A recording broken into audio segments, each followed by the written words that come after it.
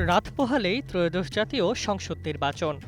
প্রচারণা শেষ, এখন ভোটের অপেক্ষায় দেশবাসী। এমন প্রেক্ষাপটে বড় দুই জোটই জয়ের ব্যাপারে দৃঢ় প্রত্যয় ব্যক্ত করেছে।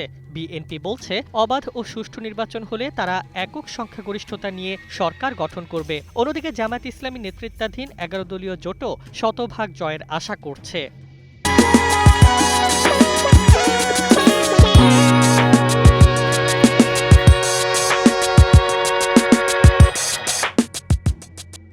বিএনপি চেয়ারম্যান তারেক রহমান জানিয়েছেন, সুষ্ঠু ভোট হলে সরকার গঠনের জন্য প্রয়োজনীয় আসন তাদের থাকবে। দলটির নীতি নির্ধারকরা ২/৩ বেশি আসনে জয়ের আশাবাদ ব্যক্ত করেছেন। ৩০০ আসনের মধ্যে ২৯২টিতে বিএনপি প্রার্থী দিয়েছে, বাকি আসনে লড়ছেন জোটের শরিকরা। সাম্প্রতিক বিভিন্ন জনমত জরিপেও বিএনপির পক্ষে ইতিবাচক আভাস পাওয়া গেছে বলে দলটির দাবি। তবে ভোট কারচুপি, ফলাফল ইঞ্জিনিয়ারিং বা জালিয়াতির আশঙ্কার কথাও বলছেন নেতারা। ভোট কেন্দ্রে সতর্ক অবস্থান নিতে নেতাকর্মীদের নির্দেশ দেওয়া হয়েছে।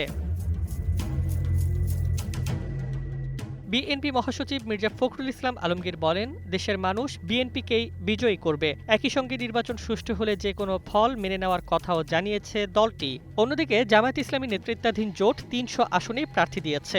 জোটভুক্ত দলগুলোর মধ্যে রয়েছে এনসিপি, এলডিপি, খেলাফত মজলিস সহ কয়েকটি ইসলামপন্থী ও ডানপন্থী দল। জামায়াত নেতারা দাবি করছেন, সারা দেশে তাদের পক্ষে গণজোয়ার সৃষ্টি হয়েছে। সুষ্ঠু ভোট হলে সরকার গঠনের মতো সংখ্যাগরিষ্ঠতা অর্জন সম্ভব বলে তারা বিশ্বাস করেন। তবে কিছু ক্ষেত্রে কেন্দ্রে সিসিটিভি ক্যামেরা কমানো, হামলা ভাঙচুর ও অগ্নিসংযোগের অভিযোগ তুলে উদ্বেগ প্রকাশ করেছে জামায়াত। দলটির নেতারা বলছেন, পাতানো নির্বাচন হলে তা মেনে নেওয়া হবে না। ভোটের আগের এই মুহূর্তে আত্মবিশ্বাসী বিএনপি ও আশাবাদী জামায়াত। দুই পক্ষের দৃষ্টি এখন ব্যালটের দিকে।